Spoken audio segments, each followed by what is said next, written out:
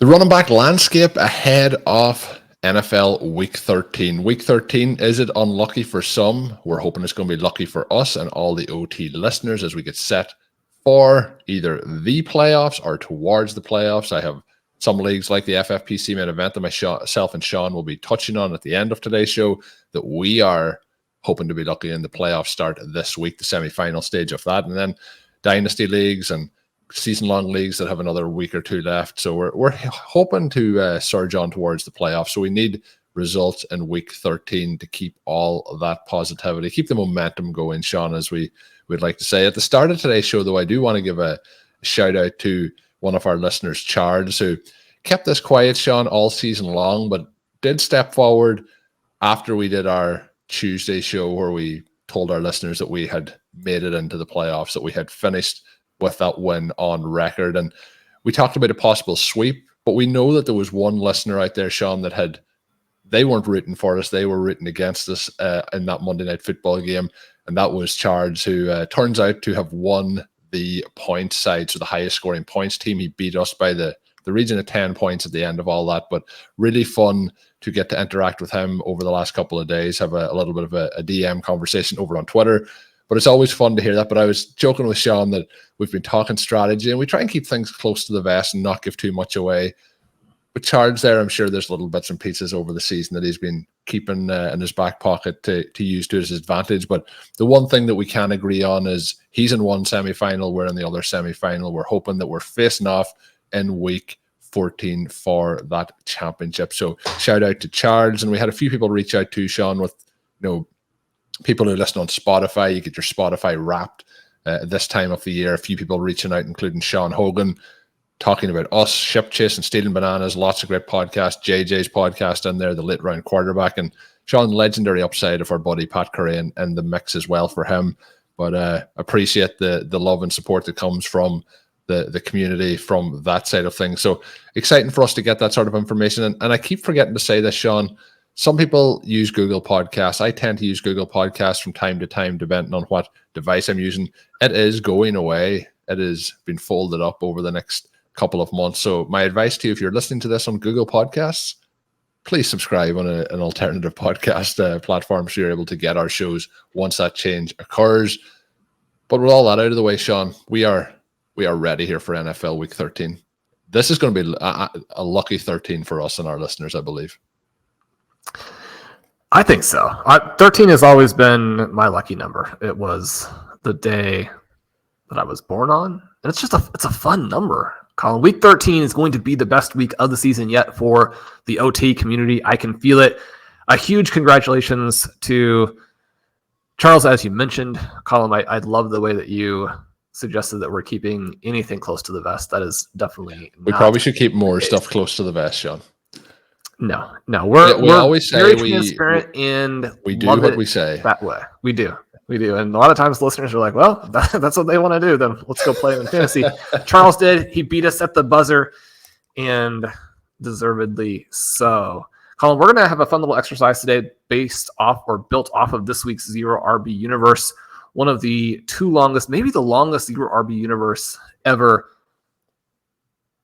and we're gonna be looking at redraft, closing in on the playoffs here. 2 weeks left in a lot of leagues. If you are in a shallow or a shallow medium type of league and you're really trying to figure out how to marshal your roster spots and figure out the best path forward to win in that 12-team league that you have, right? These most important leagues that we have with our college friends, our family members, your workmates, all of that. You got to win that league over the next month and a half. And then certainly, so the exercise is going to be, number one, just kind of going through the RB landscape. But then number two, do you want the backup in these offenses? Who should you handcuff and who should you cut and pick up different players, maybe a different position, what have you? If you're not in a shallow league, obviously there's still be some use to that. And we'll have a lot of different, hopefully fun nuggets for you as we work through the running backs here. Colm, let's jump right in and go to the NFC East. This was a pretty brutal week this week. If you're a New York Giants fan, we had the great game from Barkley in week 11, and then it's back to the grind. When you have no offense, you have no quarterback. He had 12 very low value carries. The Giants didn't penetrate the 10-yard line in that game, and so they're not going to be able to get him involved for the goal line touches. He only catches 1 of 3 targets for a paltry 6 receiving yards. This is probably a super softball one to start you out. Matt Breida, are you stashing him in case Saquon Barkley gets hurt? I'm not unless I'm a Saquon Barkley owner who's very concerned about that. The problem with the Giants, and we'll see this with a few of these teams as we talk about, some of the quarterback situations, Shawn, are just terrible, just brutal. And offenses with the talent of Saquon Barkley are going to struggle, I think, at times here to put up points, and the backups are certainly not going to be able to repeat anything like that. So I'm not going with Breida, and obviously I think there's no standalone value there at the moment.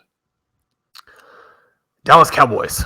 2 weeks ago, Tony Pollard was a huge bust. He's put up 40 points across those 2 weeks. He's also generated 10 evaded tackles, which is a huge number. To put that in context, he had only 11 evaded tackles over the first 9 games. Right? So 11 over the first 9, 10 over these last 2. Suddenly he looks like Tony Pollard again. You have behind him Rico Dowdle barely playing, but he does get a 15-yard receiving touchdown late. He's averaging more yards after contact at 2.7, more broken tackles at 11% rate, more forced missed tackles at a 5% rate. This handcuff column, if you have Tony Pollard, and maybe even if you don't, in a shallow to medium league, Are you cutting a viable but non-starting wide receiver to make sure you have the backup on your bench? Yeah, I'm willing to move here for Dowdle if that was the situation in terms of giving up receiver depth, depending on your overall situation. But if you're in a league where he would be available, 100%. Kind of the opposite of the other situation. I think he has standalone value, as we've seen. And the way the Cowboys at the moment are, it's not going to happen every week, but the way they're, and we're recording this before Thursday Night Football, so the outcome of that may be factored into people listening to this at the moment, but they are blowing teams out at a pretty consistent rate, and that gives more opportunities for some of those guys who maybe are further down the depth chart, but that would include Dowdle here. So standalone value and huge kind of contingency value if anything was to happen to Pollard. And shout out to Pollard, Shawn, we have to say, looking a lot better over the last couple of weeks than he had at the start of the season. He has.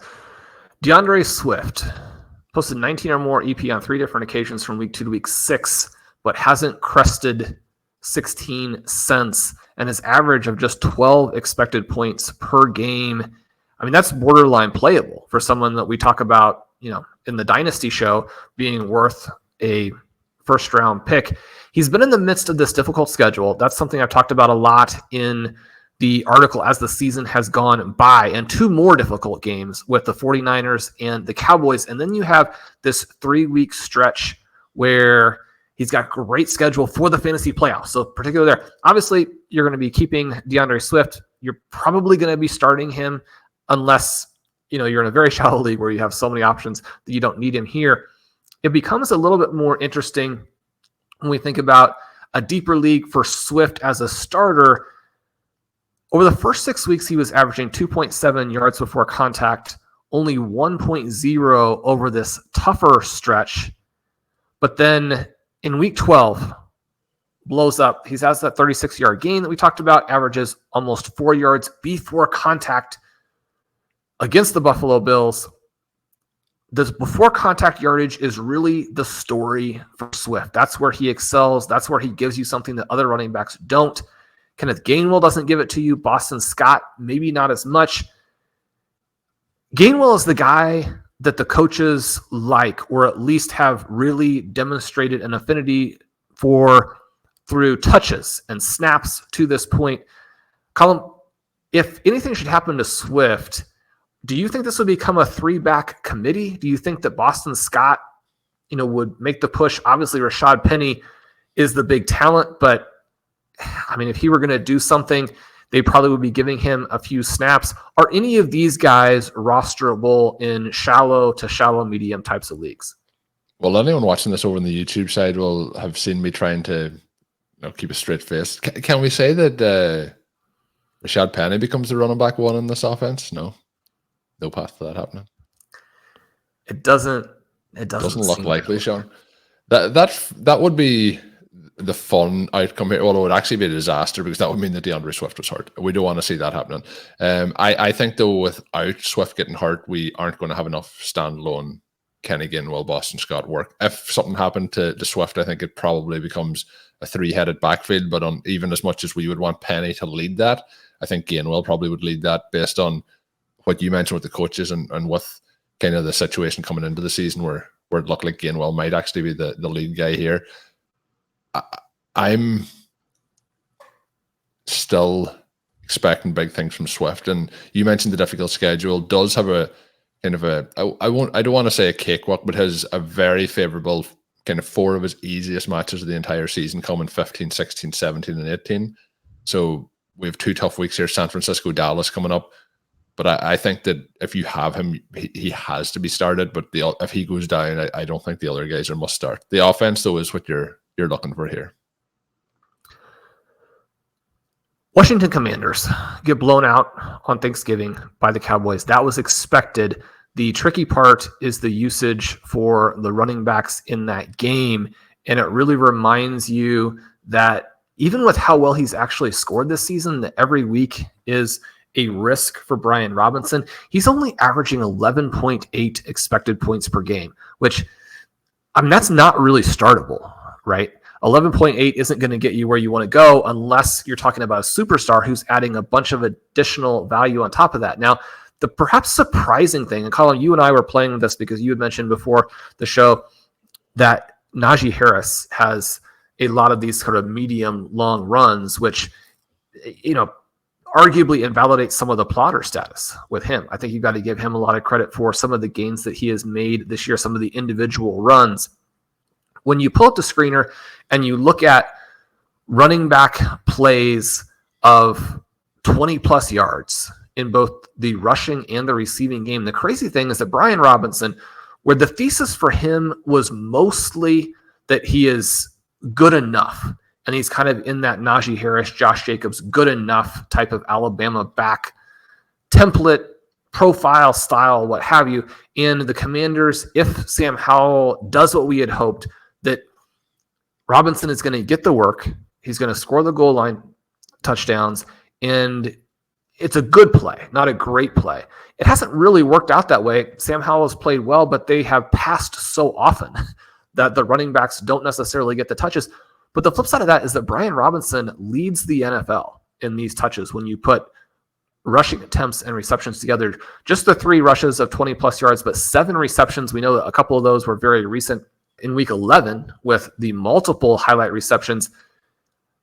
Another back who kind of features into this discussion is Travis Etienne, who's leading the NFL in touchdowns of 20 plus. And so I think sometimes listeners are maybe wondering, like, why are we so negative about Etienne when we love him and he's scoring a lot? But if you're going to be reliant on these big plays, and it's not just that you're reliant on, because the big play is something that we're chasing. It's one of the reasons why we like a Jonathan Taylor. It's one of the reasons why you like a Kenneth Walker, and he's a name who features, very prominently on this list. It's why we like a Bijan Robinson. It's why you like a Breece Hall. Breece Hall has the best balanced portfolio here, where he actually has 4 rushes and 4 receptions of 20 plus. But you don't want to exclusively rely on that. And that's been the issue with ETN recently. And it's kind of the big picture issue with a Brian Robinson. When you look at Washington here, Chris Rodriguez did play a little bit at the very end. Antonio Gibson got some carries at the very end. We know that Gibson has had a variety of games where he led in routes. The running back routes were down in this game. Is Antonio Gibson a guy that's worth handcuffing to Brian Robinson in a shallow type of league? Yeah, 100%. And although it didn't happen in this past week and then he had a game with injury, he has had standalone value. And we've talked about this on the show a few times with some of the changes they've made to the offense in terms of getting the ball to the running backs to allow Sam Howell to get the ball out quicker, to avoid sacks. So, and I know we're saying, Brian Robinson, say the numbers are on the edge of like a true what you want as a starter, but I believe a lot of rosters and a lot of teams, particularly that I have, that are built through the wide receivers. A player like Brian Robinson is going to be an automatic starter on those rosters. So depending on your depth there, but I also think that Gibson is somebody who is playable in difficult situations like covering a bye week, let's say. And I do think if anything happened to Robinson, he has a lot of value at that point then. Moving on to the NFC North and starting with maybe a weird team to start with here, Colm, in the Chicago Bears. Khalil Herbert back, Deontay Foreman out. Roschon Johnson has his highest EP game since week 1. He draws the 5 targets. His profile has been strange because he leads the Bears in yards before contact, but is last in yards after contact. That's not necessarily what we would have expected based on what he did there at Texas. None of these guys are necessarily touching the ball a ton. Khalil Herbert, Deontay Foreman, even Roschon Johnson. Again, if you have roster spot issues, are you looking at all of these Chicago backs as being expendable? I mean, this is a case where, even the starter, you can maybe argue, is less valuable than a different teams and a better teams and a team that creates running back value at much larger levels, that maybe you would prefer a handcuff on a different team to any of the Chicago players. How are you looking at this one? I kind of feel like, I'm feeling okay about the Roschon Johnson best ball shares that I have as the season fills out here. But if I had to say that I'm going to start him with confidence on any of these weeks moving forward, if the other guys are active, that is not the situation I'm in. So I think you kind of hit on it there. Some of the guys we talked about already, I would rather have than these Bears running backs, because if all 3 of them are active, I think it's just impossible to know which way the pieces are going to fall. They all do certain things well. None of them does everything well. None of them are going to be in there as the 3 down back. So, yeah, I'm passing here on the Bears RBs. Well, I think Detroit is easy. We want both Gibbs and Montgomery. The Minnesota Vikings, you have Alexander Mattison. 10 carries this week. He did get the 52 yards, but I think the interesting thing for me, and what really stood out when you watched the game, 10 carries, 9 design gaps. So he's hitting the design gap 90% of the time, but that's a problem, right? 7 times hit at the line, 3 times stuff. We know Mattison doesn't have the, long speed. We know he doesn't have the agility to bounce a play to the outside. It limits you basically to taking these stuffs. Mattison has really not been playable this year in fantasy. Would his backup Ty Chandler be playable if Mattison got hurt? No. Okay. The other situation that we have there is in Green Bay. Anyone other than A.J. Dillon that you can roster from the Packers? No. The NFC South column, we had an incursion. Cordero Patterson joins the 1-2 punch. We now have a 1-2-3 punch from the Falcons. They rushed the ball 41 times. Beautiful football. I just want to mention Desmond Ridder, the play he made, the pass that he made on that 26-yard touchdown to Bijan Robinson. Absolutely fantastic. Best throw of his career. It's a very nice pass. Robinson gets the air yards on it. One of the things that you like Robinson for as this potential or generational prospect. I would say generational prospect. That doesn't mean generational player, but the air yard value that he brings as at least an option that a team can deploy him with their Tyler Algier, Cordero Patterson. So instead of asking you about the shallow league here, I'm going to ask you about the deep league. Cordero Patterson, adding him in deep leagues as we go down the stretch. The real question here is, Shawn, is how can we up the attempts? 41 attempts. Can we up that? Can we get to 50 carries next week for the Atlanta? Can we break? What is the NFL record for carries in a game? Can we break that? That is where we're leading towards. I think if I was in a very deep league, I would look to stash, but I wouldn't be putting him anywhere near a lineup heading into this week, because this was the first week we've seen any sort of usage. So I'm still very much wanting Algier far ahead of Patterson, and I know that wasn't the question, but I would stash him. Colm, because we drafted some big talents out of the dead zone this year, we also have actually used fewer roster spots on running backs.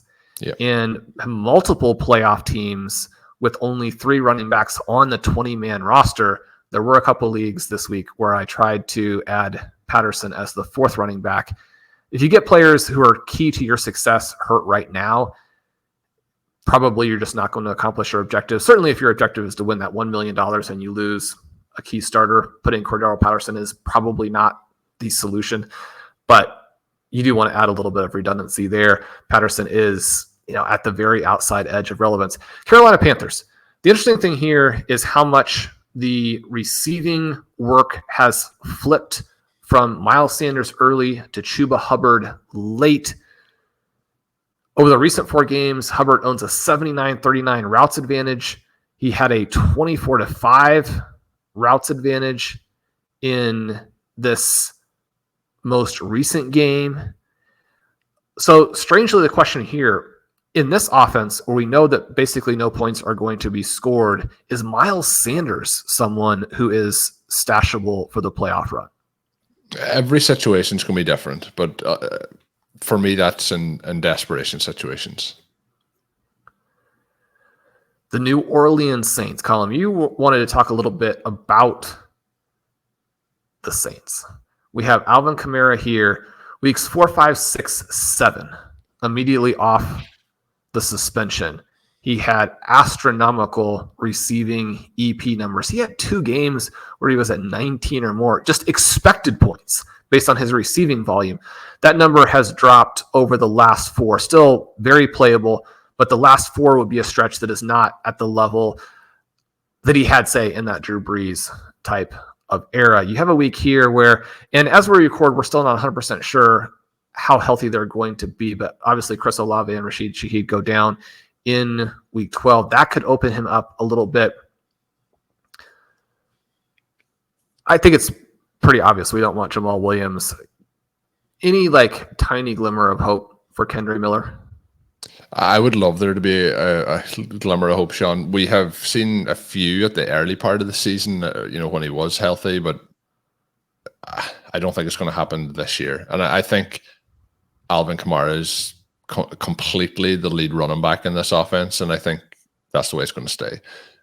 Jamal Williams, when he was signed, and I know he's missed time as well, it felt like he may have more work because of what he did last year, but Kamara has kind of pushed all that to the back end. The one thing I want to say, and then this isn't, it's kind of running back related, but Taysom Hill, I think we have to give him some credit for what he has done this year in terms of as a receiver as well as a rusher, because that wasn't something up until this year he had added in. So not to talk just about Taysom Hill, but we don't really talk about him. We don't give him credit. I've been extremely impressed with some of the plays that he's been able to make this season. And unfortunately as well, for any Alvin Kamara managers or even Derek Carr managers, Taysom Hill can be or even wide receivers or tight end managers of New Orleans Saints, because Taysom Hill can do it all, and he kind of has been this season. This was a bizarre game that we didn't go into in great detail, but the Saints more or less moved the ball at will. Derek Carr averages 8 yards per attempt, which if you've gone through all the stats this week, there were a lot of teams that couldn't get to 5, right? They average over 5 yards per carry as well on 28 carries. Colm, Ben and I did an interesting Stealing Bananas this week where, at least interesting to me, where we discussed the mobile QBs and the turnovers. Turnovers were, and not specifically those two things, like turnovers from those mobile QBs, but those two threads and how they're connected and how they are causing an interesting dilemma, I think, for offenses in 2023. But when you look at the stats here, you're trying to figure out how the Falcons were able to win this game. It is an Arthur Smith special where basically you're just hoping for good fortune. But you also have to give credit when that fortune occurs and you take full advantage. They get the pick 6. There's also a play in this game where Taysom Hill fumbles at the 9-yard line. And so, I mean, those are the two very high leverage plays in that game. Unfortunately, Hill, who's been fantastic, does factor in negatively on one of them. The interesting thing here, I think, for the Saints and the Buccaneers is that the NFC South is so bad that I think it's going to make it more difficult for a Kendre Miller or, from a very deep perspective with the Buccaneers, for a Shawn Tucker to be used more if either of the starters go out, because those teams are not going to be eliminated from the playoff chase until the very end. I mean, this division could have a team with a losing record win the division. So someone like a Jamal Williams might be a little bit more interesting than I'm suggesting. Chase Edmonds becomes vaguely interesting with the Buccaneers when you consider how concentrated the running back offense has been. Now you could say, well, an offense that is concentrated around the starter will not necessarily be concentrated around the backup. But when you look at where Rachaad White is with his routes, where he has 26 more routes in this game, even though he doesn't get the targets that we're used to, Chase Edmonds in, say, a medium league becomes more interesting than really his talent or his profile suggests. In a medium to medium deep league, is Chase Edmonds somebody you're stashing? I think so. I think in terms of the gap between what he's getting now and what he would get then, but Edmonds is only injury contingent basically in this situation. There's again no standalone value. I would rather be looking for players where there is that standalone currently, and then the upside is a lot bigger. And at the moment, with Rachaad White healthy, there's nothing there for Edmonds. Well, Michael Carter, as we move to the NFC West, drew 5 targets this week and really put a huge dent in James Conner. They almost played the same number of snaps. This gives you a feel for the big difference between these teams in the NFC South, where everybody's in the race, and the Cardinals, who are one of the worst teams in football and obviously not in the NFC West race. There is less incentive to really ride someone like Conner. For a lot of leagues, you're outside the trade window. Probably after this game, you couldn't move James Conner. Michael Carter, an interesting stash. I mean, he's been a decent player at times. Is he someone that just for that standalone value that you mentioned, do you think there's going to be standalone value, I should say? In a medium to medium deep league, is Michael Carter going to have another game where he's this involved as a receiver? This was just a weird... I didn't really see it coming this quickly in terms of like if they were going to split the backfield. And with James Conner being healthy in this one, it was kind of a little bit bizarre to me. So I have a lot of concerns about how James Conner is going to be used moving forward. And I do think we're going to be into a situation here where it's a 65-35 split or maybe even a 60-40 split moving forward. So I do think there's going to be standalone value. And I do like the way he has shown in the passing game in the past and how he got the 5 targets in this game. And I do think the Cardinals are going to be behind quite a bit. So I'd be looking for running back targets if I'm targeting that backfield moving forward. I think that I didn't think I was going to say this, Shawn, a week ago, but I think he could be interesting over the final stretch here. Do you agree? I just find this a bizarre backfield situation. And I kind of mentioned with Cordarrelle Patterson that I kind of wanted to see that for another week. This one felt more like this is the way it's going to be moving forward. Well, again, we're trying to look at, and I say again for myself as I try and think through it, we're focusing on leagues where you may not have a ton of roster spots, and there are good players in free agency, and you may have to cut good players off your own team onto waivers in order to sculpt your team in the way that you want. I think that you can, if you have 2 starters ahead of James Conner, I think you can cut him in order to handcuff an elite starter on your own team who's in an offensive context to where an injury to one of those guys would move the backup into a better situation than James Conner has. And that's something that it can be tricky to do because James Conner obviously is a starter. He's going to get some workload.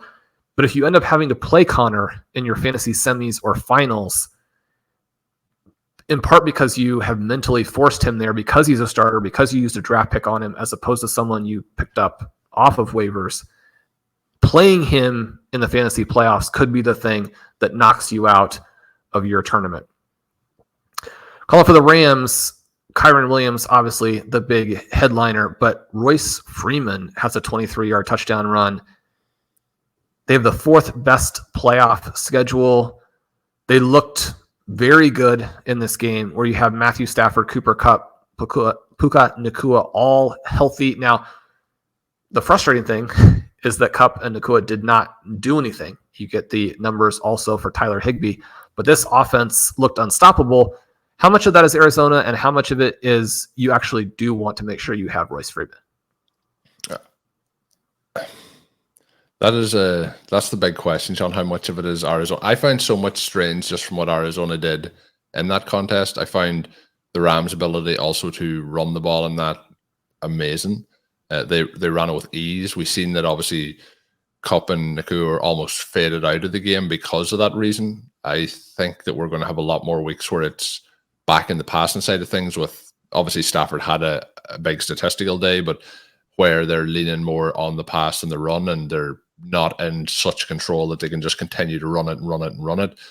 But I was impressed with both running backs in this game, and we have seen Williams not stay 100% healthy. So Freeman for me is definitely somebody to try and add into the rosters. And we touched on it's not going to be there every week, his standalone kind of value, but I would like to have the opportunity to add Freeman if I have the roster spot available.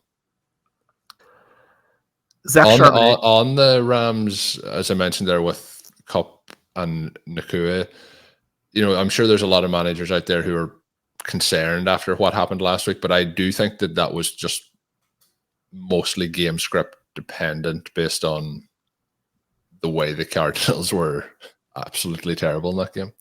So have you concerns with Williams and Freedman that in the games where the Rams maybe aren't favorites or are behind, that they are almost forgotten about for the receivers in the kind of opposite of this contest?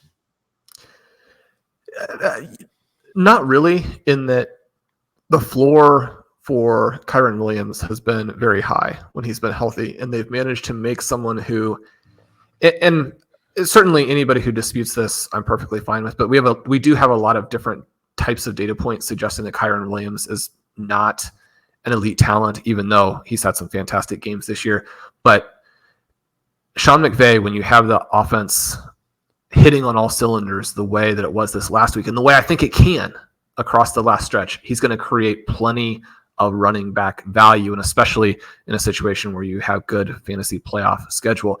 Colm, the Seattle Seahawks, Zach Charbonnet, the starter, while Kenneth Walker is injured. You obviously are going to want him. I have a lot of stats about how he's played in the article. If you're interested in that, make sure you check it out, but we're not going to dive into that, as it's pretty clear cut that you want both of the Seahawks backs and you want both of them, despite the fact that you can actually make a similar argument to what they're doing with the situation we described with the Arizona Cardinals.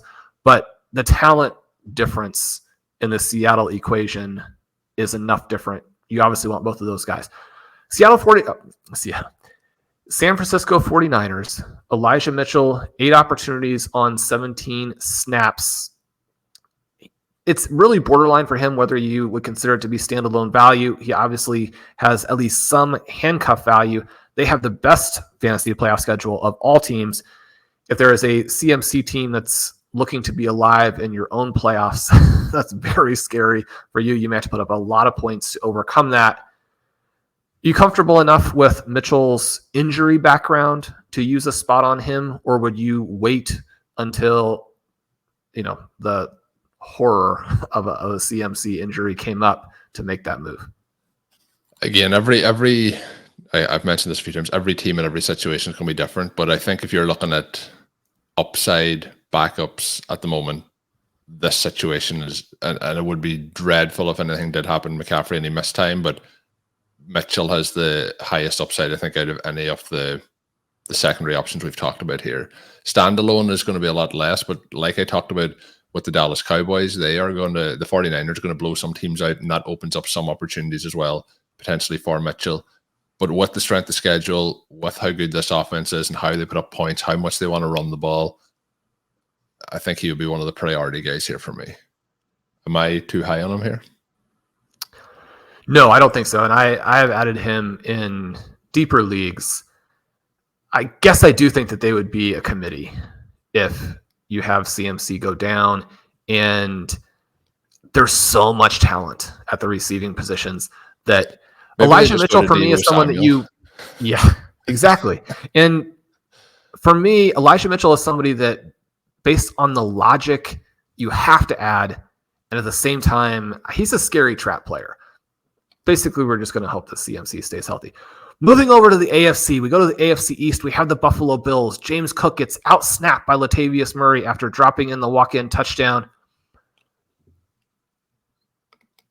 Murray, 14 opportunities, 9 carries, 5 targets, Colm. Somehow they have all of these guys on their team, and they see fit to use 5 targets on Latavius Murray.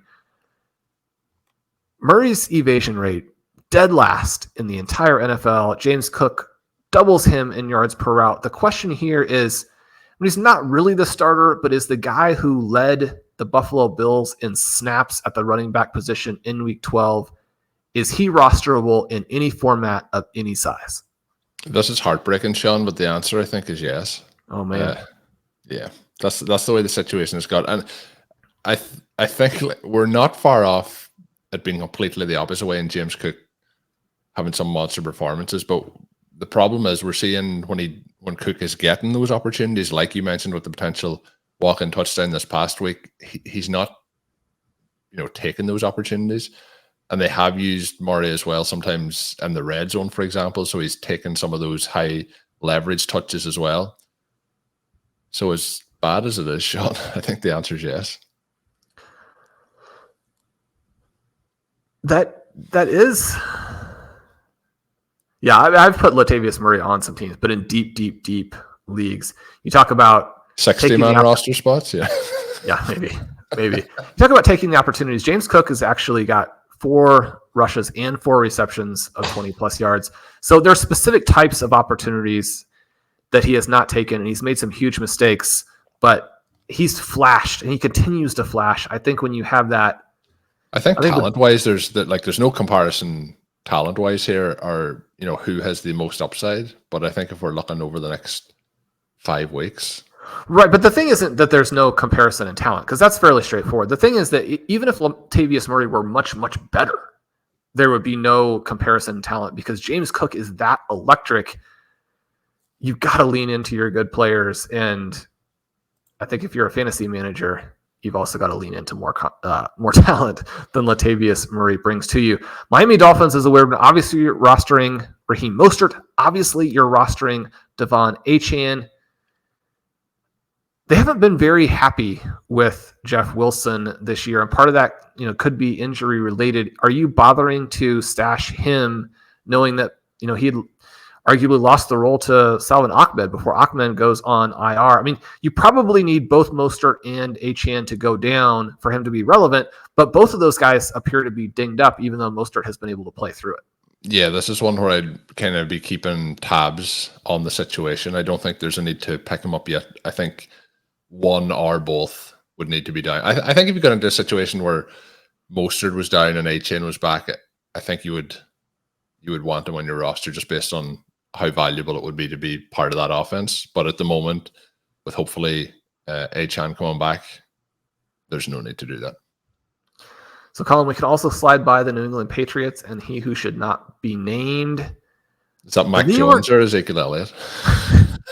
There are a lot of people that we should not be named. Are risking some very bad by naming the different players, sadly. Dalvin Cook,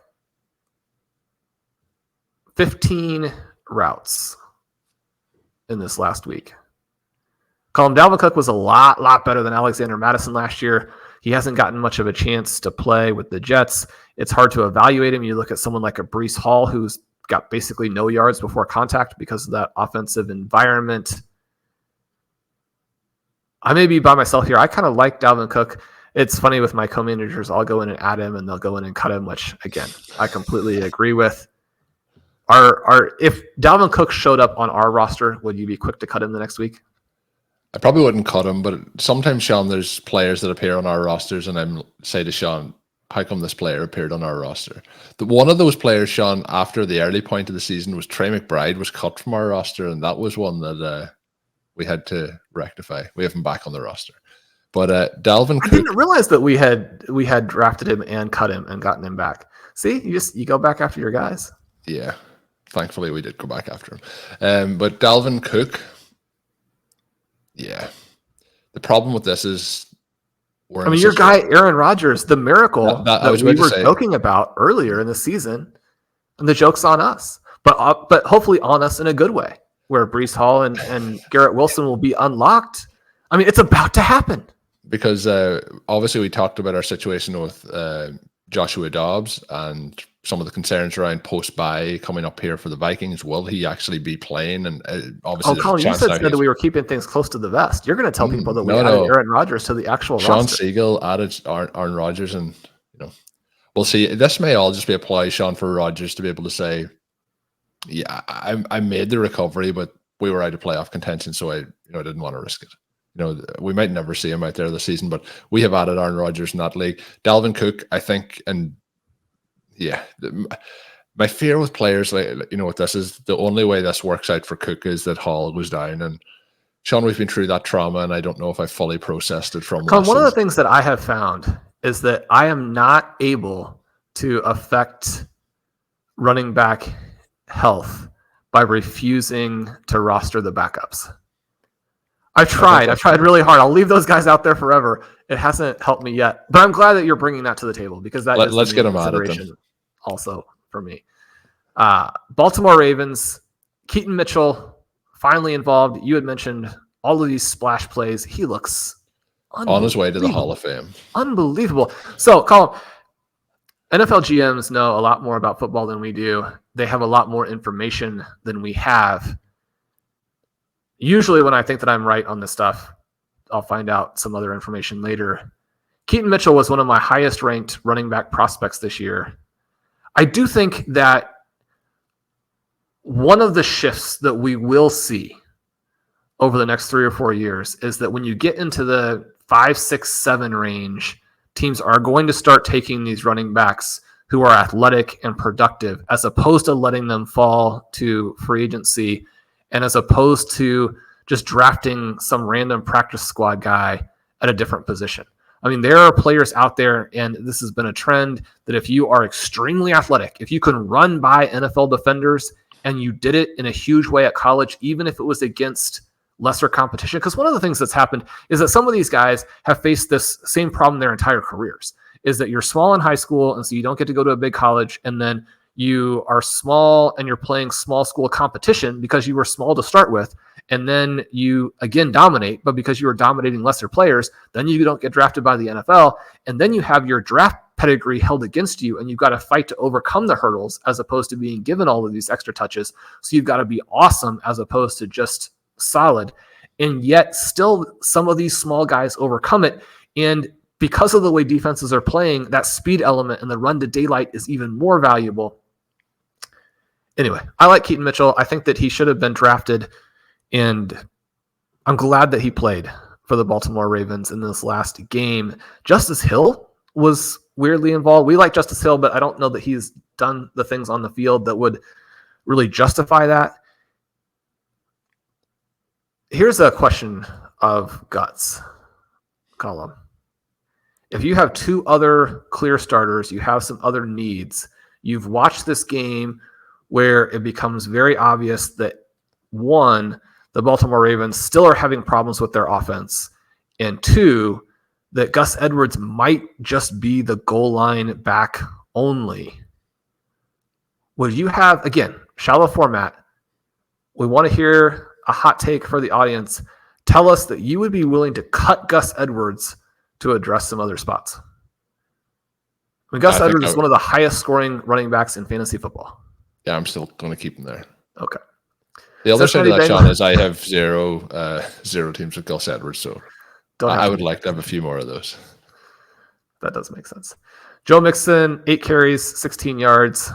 I don't think anyone saw that coming in a game where Browning was going to start against the Pittsburgh Steelers. Chase Brown. They said they're going to evaluate him going forward. With Joe Burrow out, do you have any interest? We had to cut Chase Brown off of our dynasty team. That's for a dynasty format, is a shallow format. We cut him. Are you stashing him in redraft? No.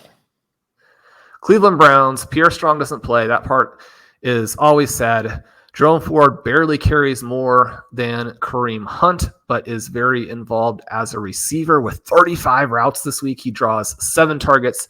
The team may move to Joe Flacco, which will completely upset and recalibrate how this team works on offense, perhaps for the better. Did you ever think we would be in a situation contemplating the possibility of Joe Flacco starting another NFL game?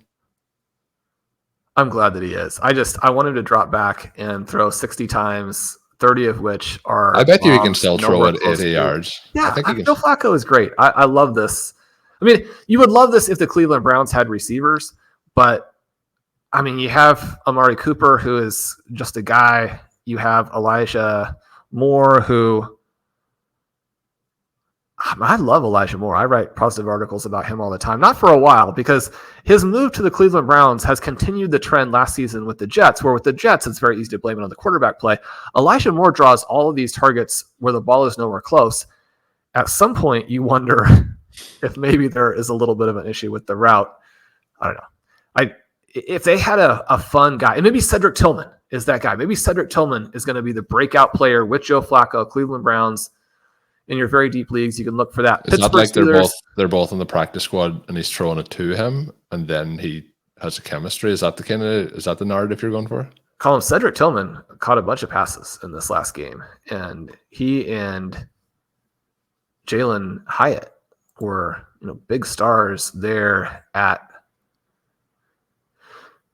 Tennessee, right? And so it's Cedric Tillman time. You got to keep moving on. You got to develop your guys. They moved Donovan Peoples-Jones, who I don't know has played a snap for the Detroit Lions, but Cedric Tillman, 5 targets, 4 receptions, 55 yards. He's making some hands catches. That ball out there in front of him. He had one column where he stuck it with the hands. He's got the defensive back all over him. Doesn't even bother ever bringing it into his chest. He's like, yeah, hands. I got it. Yeah. I think the one thing that might get me to want to watch a Cleveland Browns game is if Joe Flacco was the quarterback. Well, I love the little dude who got hurt last week, but I also do get quite a bit of entertainment from Joe Flacco throwing the ball up. Colm, everybody knows we want both Pittsburgh Steelers running backs moving to the AFC South. You have the Houston Texans. Dameon Pierce, 6 opportunities. Devin Singletary has the 3rd highest snap share of any back. He doesn't touch the ball on a lot of those snaps. So that is a problem. You have to not only be on the field, you have to touch it. You just want to leave the ball. You need to leave the ball in CJ Stroud's hands. You don't need the running back. You do. You do. So that's always the consideration there with Devin Singletary. He does actually get high value touches, though, which were in short supply for running backs this week. And CJ Stroud, something that you could understand him delivering, right? He can move the ball. He's going to get you some of those high value touches. Unfortunately, Singletary stuffed a couple times at the goal line. But he does run 33 routes, 7 targets, 33-yard reception where you can see that ability to make guys miss. I don't think Dameon Pierce is rosterable in shallow leagues. Maybe the question is, Devin Singletary in deep leagues, how confident are you there? Is Devin Singletary someone you would feel comfortable starting down the stretch in the playoffs? Yes. Shawn, I may be the Devin Singletary guy. There might be no other ones, but I may be him.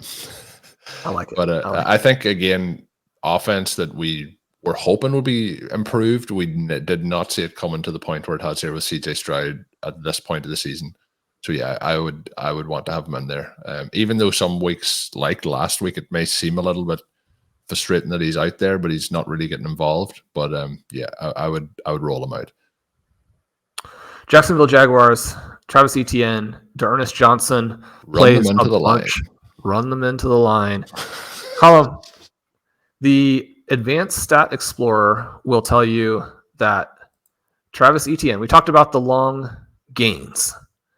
And for folks who don't understand our frustration there, just because there have been points, or there were points until the last month. Breece Hall, number 1 in the NFL in stuffs. We know the Jets' offensive line and offense is not giving him much chance there. But the next 3 guys who are tied at 24% are interesting in that they're Travis Etienne in an offense where there's really no excuse because they have Trevor Lawrence and they've got the 3 to 4 dynamic receiving weapons. He's in that mix. Saquon Barkley, you understand that. They're on their 3rd string QB. Jerome Ford, they're on their backup QBs. Everybody knows they want to run the ball. 3 of those 4, very understandable. Again, Etienne is the one that stands out as being really weird and either a problem for him. You know, you've always got to admit that maybe the running back himself is the issue, but problem potentially for the play calling there. D'Ernest Johnson plays a bunch this last week. Travis Etienne supposedly maybe a little bit questionable from Monday. D'Ernest Johnson is going to be added in deep leagues. The question here, Colm, Tank Bigsby dropped even in deep leagues. Is that the right move? And one of the things with Bigsby is not only has he struggled as a running back, he's also made some key gaffes on special teams. They still like him. He's still someone you should obviously be looking forward to having at the very least as a handcuff in Dynasty. Cut him in every format, though, in redraft right now. Yeah, and could have been quite a while ago. Derrick Henry enters week 12 with only 17 more full season snaps than Tyjae Spears, but dominates the opportunities against Carolina and equals him in routes. He generates 73 yards after contact, 6 evaded tackles. We talked earlier in the show about Tony Pollard and give a little context for, 6 evaded tackles in one game is massive. He continues to be one of the best after contact backs in football. Spears actually has fantastic peripherals. Anybody who is listening to a fantasy football show is going to know that Spears has actually played a huge number of snaps this year. But I do wonder if in shallow leagues, Colm, people are thinking about cutting Spears because that ability to be on the field has not translated into anything that's all that exciting. Maybe a little bit of trap value here with Spears. Will Levis has been, not somebody who can be a starting quarterback successfully at the NFL level. They don't have great matchups in weeks 14, 15, 17, but they have that great matchup against this, collapsing Seahawks in week 16. That to me seems like a game where Henry, might actually play most of the game. The Titans might lead. The thing here with the Titans is they played the only team last week where you would actually expect them to lead the full game and lean into Henry. But Spears, shallow leagues, is he someone you still want? I would still want to hold him or pick him up if he's available. I think he's shown enough outside of last week that there is some standalone potential there. I was surprised again at how much it swung back in Henry's favor, but with the way the game played out, that is understandable. But again, if anything was to happen to Henry, and at this point of the season, unless you're going for a different position, there's not going to be many running backs available on the waiver wire at the moment that are going to have the potential upside of a Spears if Henry did get hurt. And again, we don't want anyone to get injured, but looking at that upside over the next couple of weeks, I would still want him there. Colin, moving to the AFC West, Javonte Williams plays 70% of the snaps, gets 18 carries, 18 of the lowest value carries that you could possibly ever get. The high value touches were kept for Samaje Perine and Russell Wilson himself. Also, Javonte Williams looked awful again. We have to decide on a third starter for our main event team as we try to advance through the fantasy semifinals. Game level similarity projections on the site absolutely despise Williams and his situation here. As we try and defeat Cocktails and Dreams, the preeminent Mount Rushmore of fantasy managers here in the semis, we are currently favored by a pretty decent margin. Obviously, you don't want to count on that, but we have Travis Etienne, who is a little bit dinged up, and we have Ramondre Stevenson, who is going to continue to get very poor quarterback play. We also have a situation, and this was maybe the most disappointing development of the early week for me, as we tend to find out like who under the radar might be hurt.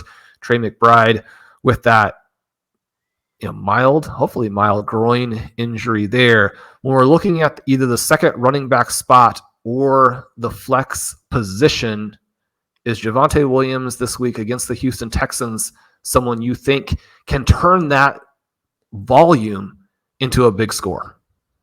It has to at some point, right? The part there is if it comes down to a situation where there's any fear around Trey McBride, and hopefully now as the week progresses that won't be the case and he'll be active and available, it would for me probably be he would go, Williams could go in as a flex option if McBride was out. I am battling between Javonte and Etienne. I still have the edge towards Etienne, but as we say, Shawn, we want to keep this close to the vest. You don't know who's listening. So as we get closer to Sunday, we may make some alternative arrangements.